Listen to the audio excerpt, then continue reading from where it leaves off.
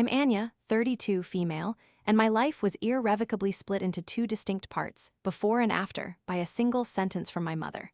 The moment she said, "You're not in this family anymore. Stay gone," was not the shattering of a perfect family portrait, but the final, decisive crack in a foundation that had been crumbling for years. I didn't cry or scream. A strange, unnerving calm washed over me as I replied with a single word that sealed my fate and theirs. Okay. To understand why I didn't fight back, you have to understand my role in the family. I wasn't just the daughter. I was the designated safety net, the financial backstop, the responsible one. My younger brother, Leo, was the designated dreamer, the aspiring artist, which was a family-approved euphemism for being 28 years old, unemployed, and perpetually on the verge of a breakthrough that required significant upfront investment from everyone but himself. My parents, Lena and Marcus, were the designated audience, clapping for his every whim while turning to me to pay for the theater. My career as a financial analyst wasn't a source of pride for them in the conventional sense. They weren't interested in my promotions or the complexity of the market models I built. My success was measured in its utility to the family unit. My salary wasn't mine. It was a communal resource that they, and especially Leo, felt entitled to. This dynamic wasn't born overnight. It was sculpted over decades of small concessions and skewed priorities. I remember when I was 16 and won a significant academic scholarship for college. I was bursting with pride when I told my parents, imagining a celebration. My mother, Lena, smiled thinly, and the first words out of her mouth were, "That's wonderful, dear. Does this mean you won't need the college fund we saved? Because Leo's art camp is so expensive, and this would really help." The pride curdled in my stomach. I agreed, of course. It was for the family. The college fund I later learned barely existed was funneled into a summer of pottery and interpretive dance for Leo. A few years later, when I was in my final year of university, my father, Marcus, called me. He sounded sheepish, a tone I had come to associate with a request for money. "Anya," he'd said, clearing his throat repeatedly. "Leo needs a more reliable car to get his portfolio around to galleries. The old one is on its last legs." I had just received a bursary for academic excellence, a fund meant for my living expenses. Before I could even respond, he continued, "I was thinking, since you're so good with your money, you could lend Leo, the down payment. He'll pay you back once he sells his first big piece." I knew Leo wouldn't pay me back, he never did, but to refuse was to be difficult, to be selfish. So I transferred a third of my living expenses to my father's account. Leo got a sporty new coupe. I lived on instant noodles and cheap coffee for 4 months. Leo used the car to go on road trips with his friends. When I timidly asked about repayment a year later, my mother scoffed. "Anya, don't be so transactional. He's your brother. We're a family." The ultimate entanglement came about 5 years ago. My parents' home, the one I grew up in, apparently needed urgent repairs. The roof was leaking, the foundation had cracks, my mother insisted. They didn't have the savings, and their credit wasn't good enough for a loan. But my credit was pristine. They sat me down at the familiar dining table, a united front of worried expressions. "We wouldn't ask if it wasn't an emergency," my father said, looking at his hands. "The house is falling apart, Anya," my mother added, her voice trembling with manufactured distress. "It's the family home, we have to save it." So I did what the responsible daughter does. I agreed to co-sign a home equity line of credit, HELOC. My name and my excellent credit score were the keys that opened the bank's vault for them. I made sure to be there for the inspections. The roofer said there were a few loose shingles, a simple patch job. The foundation expert said the cracks were superficial settling, normal for a house its age. The urgent, house-saving repairs amounted to less than 10% of the credit line they took out. The rest, it became a slush fund. A new kitchen with granite countertops, a vacation to Hawaii, and a steady stream of cash for Leo's art supplies, which seemed to include a new gaming console, designer clothes, and frequent nights out. When I questioned the spending, I was met with a wall of indignation. "This is our house, Anya. Are you saying we don't deserve to have nice things? After all we've sacrificed." To keep the peace and to protect my own credit from their late payments, I took things a step further. I set up a backup savings account, funneling a portion of my own salary into it each month, under the guise of it being an emergency family fund. I also arranged to have our property taxes paid directly from my main account. It was easier, I told myself, than hounding them every quarter. In reality, it was a surrender. I had accepted my role. I was the family's silent, unacknowledged provider. They just lived their lives, blissfully unaware of the financial architecture I had built beneath them to keep their world from collapsing. This was the history I carried with me into that fateful phone call, a history of being treated not as a daughter, but as a utility. The call that ended my old life began, as it so often did, with my brother Leo. I was at my desk, finishing up a quarterly market analysis report. My phone buzzed, and his name flashed on the screen. I sighed, letting it go to voicemail. A minute later, it buzzed again. And again. On the fourth try, I picked up, knowing he wouldn't stop until he got what he wanted. "Anya, finally," he said, his voice a breezy, entitled whine. "I was starting to think you were ignoring me." "I'm at work, Leo," I said, my tone flat. I kept typing, my fingers flying across the keyboard. Yeah, work, right? Listen, something huge has come up. This is the one I'm telling you." I'd heard those words before. The one had been a failed Etsy shop for ironic t-shirts, an ill-fated attempt to become a DJ, and a disastrous venture into flipping NFTs that I had to bail him out of. "What is it this time?" I asked, not bothering to hide my fatigue. "Okay, so there's this guy, a visionary who customizes sneakers, like hand paints them. They sell for thousands, and I have my own designs ready to go. All I need is the initial capital to buy the shoes in bulk and get the high-grade paints. It's a guaranteed success." "How much capital?" I asked, already knowing the answer would be absurd. "It's nothing, really. An investment in my future. In the family's future, when you think about it, I just need $5,000. I stopped typing. I pictured my savings, the money I was carefully putting away for a down payment on a small condo of my own, a secret dream I hadn't dared to share with them. $5,000 would set me back by months. "No, Leo," I said. It was quiet, but it was firm.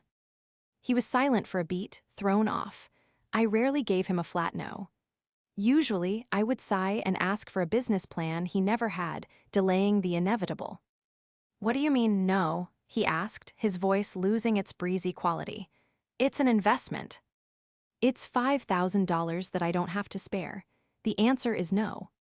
"You have it," he sputtered, indignant. "You make tons of money at that boring desk job. Don't lie to me. What else are you even spending it on?" The sheer audacity of the question, the ingrained belief that my income was his to question and allocate, struck a nerve that had been numbed for years. "What I spend my money on is none of your business, Leo," I said, my voice colder than I intended. "I'm not giving you the money. Get a job." That was it, the forbidden phrase. The conversation ended with him shouting something unintelligible before the line was suddenly picked up by someone else. "Anya," it was my mother, Lena. Her voice was deceptively calm, like the air before a thunderstorm. "What was that I just heard?" "Mom, I'm not discussing this. I'm at work." "You will not hang up on me," she snapped, the calm vanishing. "How dare you speak to your brother that way? After everything he's going through, trying to make something of himself, you tell him to get a job like some common laborer." I could hear my father muttering in the background, things like, "Now, Lena, calm down." He was, as always, a gentle breeze against a hurricane. "He asked me for $5,000, Mom. I said no." "It's not about the money, Anya. It's about the support. It's about believing in your family. He comes to you with a brilliant idea, a chance to finally get his big break, and you crush his spirit. What is wrong with you?" "What's wrong with me?" I repeated, a bitter laugh escaping my lips. "I'm the only one in this family who seems to live in reality. He's 28 years old and has never paid a bill in his life." "We didn't raise you to be so cruel and materialistic," she shrieked, her voice rising in pitch. "We gave you everything. We supported your boring, safe career path, This is how you repay us, by abandoning your brother." Every word was a twisting knife, turning years of my sacrifice into a narrative of my failure. My support wasn't support, it was an obligation. My refusals weren't boundaries, they were cruelty. In her eyes, I was not the dutiful daughter. I was a faulty ATM. "I am not abandoning him," I said, my voice dangerously low. "I am done funding him." And then it came, the sentence that would change everything. There was a pause, a breath of pure venom, and then she delivered the final blow with chilling clarity. "Then you're done with all of us. If you can't support your own brother, then you are nothing to this family, you're not in this family anymore. Stay gone." The line went dead. I sat there, the receiver still pressed to my ear, listening to the dial tone. The furious shouting, the years of resentment, the weight of expectation. It all vanished into the hum of the dead line. I expected to feel devastated. I expected to feel a crushing wave of grief or panic. Instead, I felt nothing. A profound, echoing silence filled the space where a lifetime of obligation had been. She had taken the heaviest weight I had ever known and lifted it from my shoulders in a single, hateful sentence. She meant it as a punishment, a final, terrible threat. But as I slowly placed the receiver back in its cradle, I realized it was something else entirely. It was a key. It was permission. "Okay," I whispered to the empty office. A small, strange smile touched my lips. "Okay." The calm I felt after my mother's decree wasn't fleeting. It solidified into a cold, clear purpose. For years, I had operated on emotion and obligation, my decisions clouded by guilt and a desperate need for their approval. Now, stripped of the title of daughter, I was free to operate on logic alone.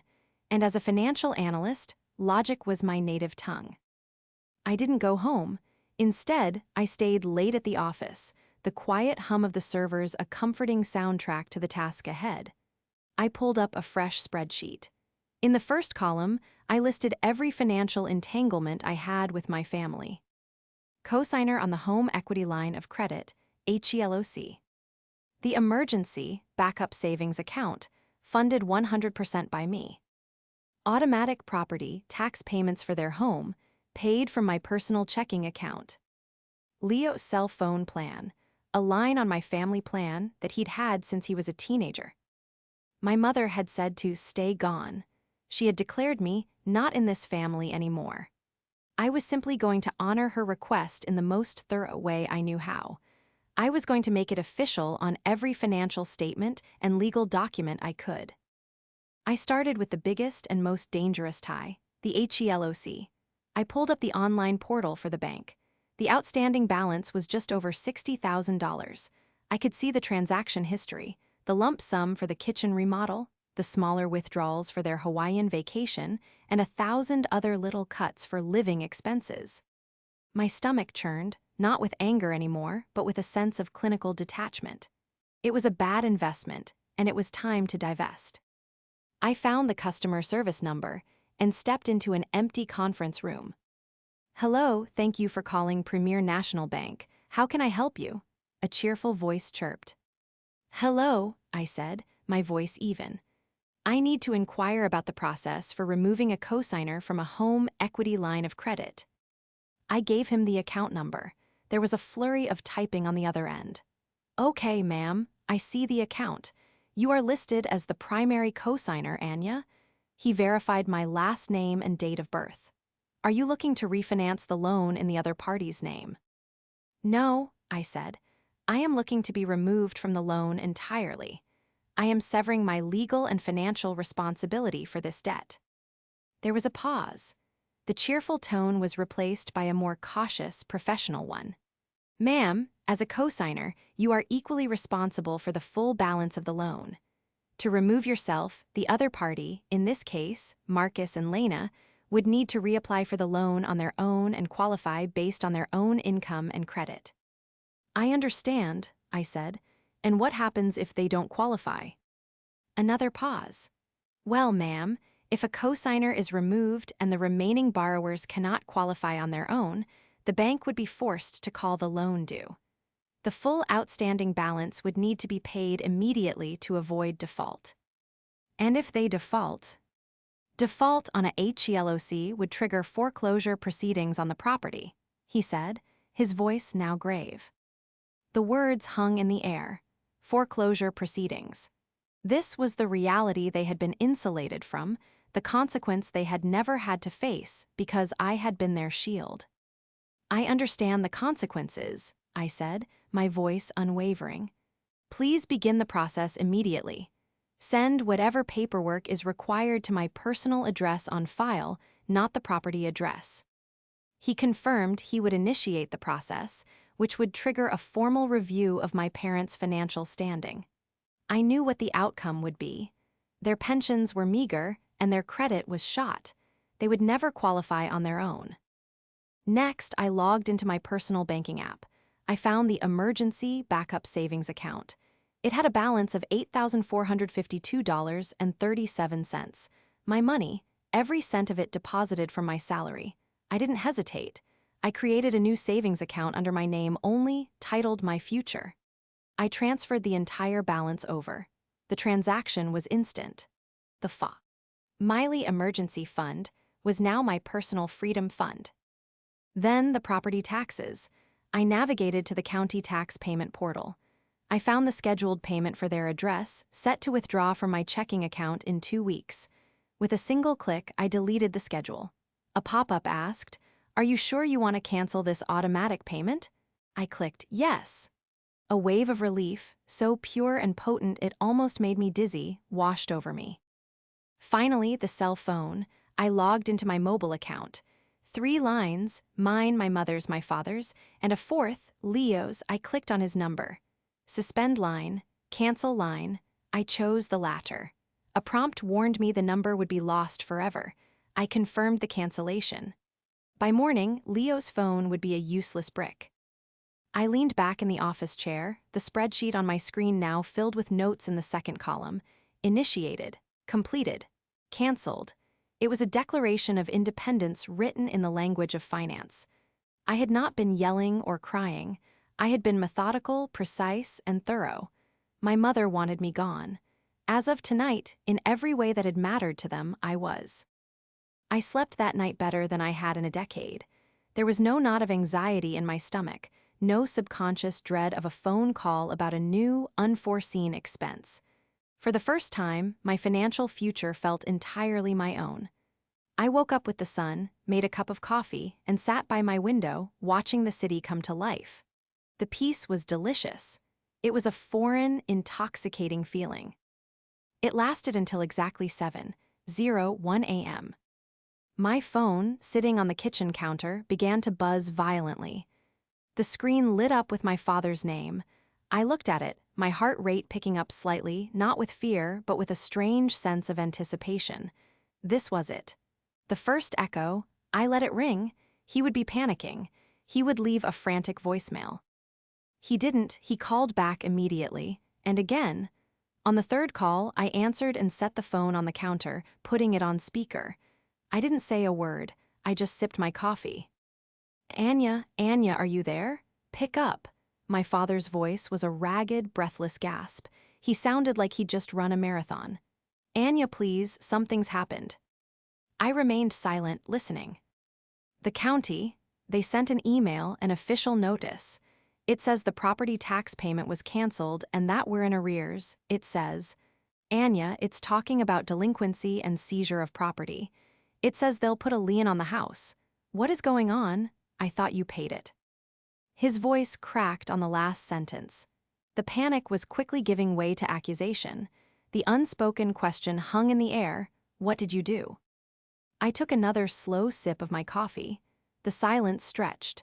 I could hear his panicked breathing on the other end of the line. "Anya, this isn't funny. Your mother is a wreck. The bank just sent her an email too, something about the equity loan, something about a change in terms and needing us to submit our financial information. Why is this all happening at once? Did you do something? You have to fix this." Fix this.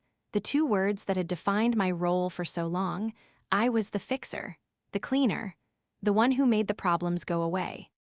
I listened to him ramble for another 30 seconds, his voice growing more desperate, pleading now.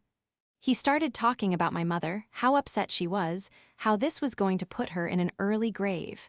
It was a classic, well-worn guilt trip, but the road was closed. The guilt had nowhere to go.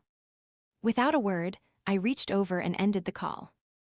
The silence that followed was even more profound than before. I had not engaged, I had not argued, I had not defended myself. I had simply refused to participate. The power of it was staggering. I was no longer a player in their game, I was just an observer. I knew they would come. A phone call wasn't enough. They would need a face-to-face confrontation. They would need to see me, to try and exert the force of their physical presence, a tactic that had always worked before. My father with his disappointed sighs, and my mother with her tears and her anger. I spent the next hour getting ready for work, moving with a deliberate calm. I chose my sharpest suit, a charcoal gray outfit that always made me feel confident and armored. I styled my hair with precision. I was not preparing for a family argument. I was preparing for a hostile negotiation, and I would not be the one to yield. At exactly 9:00 a.m., just as I was about to walk out the door, the buzzer for my apartment building rang. It was the front desk. "Ms. Anya, there's a Marcus and a Leo here to see you. They say it's an emergency." I paused, my hand on the doorknob. My blueprint had predicted my father would come, but I hadn't expected him to bring his primary weapon. "Send them up," I said, my voice steady. The game was escalating, and I was ready. The walk from the elevator to my apartment door is only about 30 feet, but I could hear their footsteps long before they arrived, one set heavy and hesitant, the other quick and agitated. When they finally stood before my door, the knock was frantic, a rapid-fire series of thuds that radiated impatience. I took one last deep breath, centered myself, and opened the door. My father, Marcus, looked like he had aged 5 years overnight. His face was pale and drawn, his eyes wide with a mixture of fear and disbelief. Beside him, my brother Leo was a portrait of pure indignation. His arms were crossed tightly against his chest, his jaw set in a stubborn pout, his face flushed with anger. He looked like a teenager being told he was grounded, not a 28-year-old man facing the consequences of his life choices. "Anya," my father began, his voice hoarse. "Thank God, you have to tell us what's going on, the bank, the taxes. It's a nightmare." I didn't invite them in. I stood in the doorway, creating a physical barrier. "There's nothing to tell," I said calmly. "I'm just following Mom's instructions." Leo scoffed, a short, barking sound of contempt. "Oh, cut the drama, Anya. You know she didn't mean it. You're just doing this to punish us because I asked for a little help." "She told me I wasn't part of the family," I replied, my gaze fixed on him. "She told me to stay gone. I'm respecting her wishes." "This is insane," Marcus broke in, his voice rising. "You're going to let us lose our home over a silly argument? Your childhood home? Your mother is beside herself with worry. You've made her sick." This was their strategy, the one they had perfected over years. A two-pronged attack of guilt from my father and righteous anger from my brother. In the past, I would have folded. I would have apologized, soothed their feelings, and immediately started working to undo the damage, even if I hadn't caused it. But this time, a lifetime of suppressed frustration had forged something new inside me, a spine made of steel. "I didn't make her sick," I said, my voice dangerously quiet. "I didn't take out a $60,000 loan and spend it on vacations and gadgets. I didn't fail to pay the property taxes. I'm not the one who is about to default on a loan and trigger a foreclosure. You are." The bluntness of the words stunned them into silence. They were used to my hedging, my gentle suggestions, my desire to avoid conflict. They were not prepared for this unvarnished truth. Leo recovered first. "It's your name on the loan too," he shot back, pointing a finger at me. "You're just as responsible. You're going to ruin your own credit." "Am I?" I asked, raising an eyebrow. "I've already spoken to the bank, Leo. The process to remove my name has begun. It's a clean break. The debt and the consequences of not paying it will revert solely to mom and dad, the actual homeowners. As for my credit, it will be unaffected once the transfer is complete. I'm a financial analyst, remember? I did my research. The look on my father's face was one of dawning horror. He was finally realizing this wasn't an emotional outburst. This was a calculated, strategic withdrawal. "But why?" he stammered. "Anya, we're your family." "That's the core of the issue, isn't it?" I said, and for the first time I felt the ice in my voice begin to crack, revealing the hurt beneath. Am I family, or am I just a function? Am I a daughter or an emergency fund? For 10 years, I have poured my money, my time, and my good credit into a black hole of your poor decisions and Leo's endless projects. And the one time, the very first time, I say no to bailing him out, I'm disowned. I stepped back into my apartment and retrieved a thin binder from my coffee table. It was the folder where I kept copies of all the major financial documents. I had printed out the bank statements, the loan agreements, the wire transfers. I opened it and faced them again in the doorway. You want to know why? Let's review. Page 1, the $8,000 I gave you for my first real bonus for the leaky roof that became a new patio set. Page 2, the down payment for Leo's car, paid for with my university bursary money, never paid back. Page 3 through 12, a summary of the HELOC withdrawals. Let's see. $4,500 for kitchen supplies, which coincides with the date on Mom's photos from her Hawaii trip. And here, a monthly summary of the allowance I was paying for Leo's art supplies, which somehow came to over $12,000 in just 2 years. I flipped page after page, my voice remaining level, factual. I wasn't accusing, I was auditing. With every page, my father seemed to shrink, the color draining from his face. Leo, on the other hand, grew redder and redder, his indignation curdling into pure rage. "So what?" he finally exploded, unable to take it anymore. "You had the money. It's not like you were starving. What's the point of having a rich sister if she won't even help her own?" Family. And there it was. The truth of their philosophy, laid bare in one breathtakingly selfish sentence. He didn't see a sister. He saw a resource. I looked from Leo's enraged face to my father's defeated one. The fight was over. It had been over before it even began. "You need to leave," I said softly. "Anya, please," my father whispered. "What are we going to do?" "I don't know," I said, and the honesty of it was liberating. "That is no longer my problem to solve. The bank will be in touch about your options. I suggest you listen to them." I closed the door on their stunned faces, the gentle click of the lock echoing in the hallway. I leaned against the door, my legs trembling slightly, the adrenaline of the confrontation finally hitting me. I had not yelled, I had not cried. I had simply presented the facts. And the facts had been more devastating than any emotional plea could ever be. The war was over. Now, I just had to navigate the peace. The weeks that followed the confrontation were surreal. My life became quiet in a way it had never been before. There were no panicked texts about overdue bills, no wheedling calls for a quick loan. The constant, low-level hum of their financial anxiety, which had been the background noise of my entire adult life, was gone. The silence was deafening at first, and then it was deeply, profoundly peaceful. I didn't hear from them directly. My father's and brother's numbers were blocked. My mother had never been one for direct communication anyway, preferring to use my father as her messenger. My only updates came from a third cousin, Sarah, who would call me occasionally under the pretense of catching up, but really to deliver a carefully curated report from the family front lines. "Your mother is telling everyone you stole her retirement savings," Sarah informed me one Tuesday evening. "She's being very dramatic about it at family dinners." I sighed, picturing the scene. "There were no retirement savings to steal, Sarah, you know that."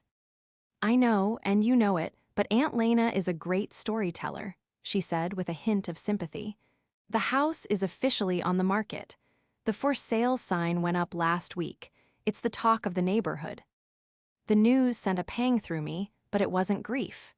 It was a strange, distant ache, like remembering a place you used to live a long, long time ago. That house wasn't my home anymore. It was just a property, an asset being liquidated to cover a debt. According to Sarah, my father was a ghost. He wasn't talking to anyone, just grimly going through the motions of selling the house, meeting with real estate agents and bank representatives. He was a man adrift, his passive enabling having finally led him to a place where his inaction had catastrophic consequences. I felt a flicker of pity for him, but it was quickly extinguished by the memory of him standing at my door, demanding I fix the mess he had allowed to happen. The most significant change, however, was in Leo. "You're not going to believe this," Sarah said, her voice laced with amusement a couple of weeks later. "Leo got a job." I almost dropped my phone. "What?" "Yep, he's working as a barista at that coffee place downtown. Apparently, when his phone line was cut and his bank account, which you were no longer funding, ran dry, reality came knocking. Hard. His social media is a sight to behold. It's all posts about the tyranny of early mornings and the indignity of serving corporate drones their bean water." I couldn't help but let out a short laugh. The great artist, the visionary, was finally facing the mundane reality of earning a living. The universe, it seemed, had a sense of irony. With the family drama relegated to the status of second-hand gossip, my own life began to blossom. The money I had been pouring into the family black hole was now accumulating in my own accounts. The My Future fund grew steadily. After just 2 months of freedom, I met with a mortgage broker.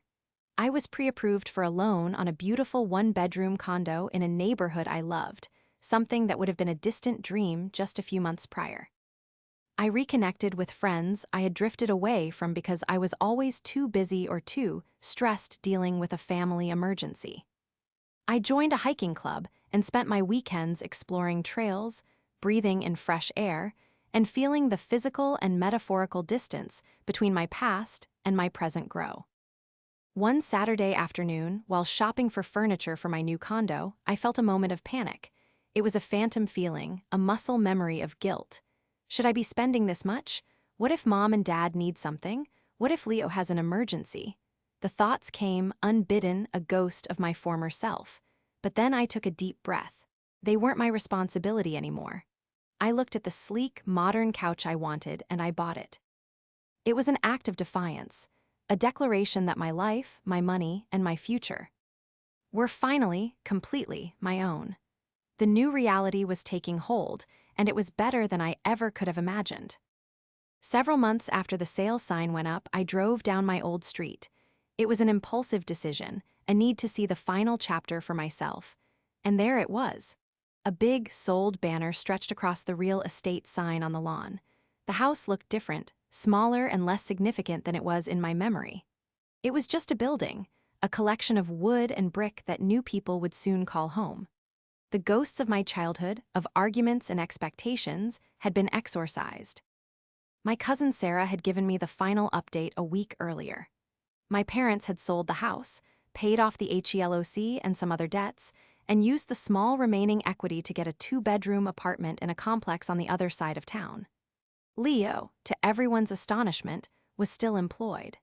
He had even, apparently, been promoted to shift supervisor. He had moved in with them to save money, a dose of reality that no amount of lecturing could have achieved. The last thread was severed a few days later. I was in the grocery store, deciding between 2 types of pasta, when I heard a hesitant voice say my name. "Anya." I turned. It was my father. He looked tired and much older than 60. He was thinner and his shoulders were slumped. He wasn't angry or accusatory. He just looked deflated. "Hi, Dad," I said, my voice neutral. We stood there for a long, awkward moment in the middle of the aisle. The bustling sounds of the store seemed to fade away. He looked at my shopping cart, filled with food for one, then looked back at my face. "Your mother, she misses you," he said. It was a weak, last-ditch effort, and we both knew it. "Does she?" I asked gently. "Or does she miss my bank account?" He flinched but didn't argue. He had no fight left in him. He just nodded slowly, a gesture of defeat and perhaps the first flicker of true understanding. He looked down at the floor. He's working, Leo, he's doing okay. I'm glad to hear that, I said, and I meant it. I hope you are all okay. It was a dismissal, and he accepted it. He gave another sad, small nod and walked away without another word. I watched him go, a stooped figure disappearing around the corner of the cereal aisle. There was no anger left in me. There was no sadness. There was just a quiet sense of finality. The story was over. My life is my own now. I live in my beautiful condo, filled with furniture I chose and paid for. My weekends are mine. My future is mine. Freedom, I've learned, isn't about the absence of walls. It's about the absence of burdens you were never meant to carry. My mother told me to stay gone, and in doing so, she gave me the greatest gift I have ever received. She allowed me to go and find myself. To the listener, thank you for being with me through this journey.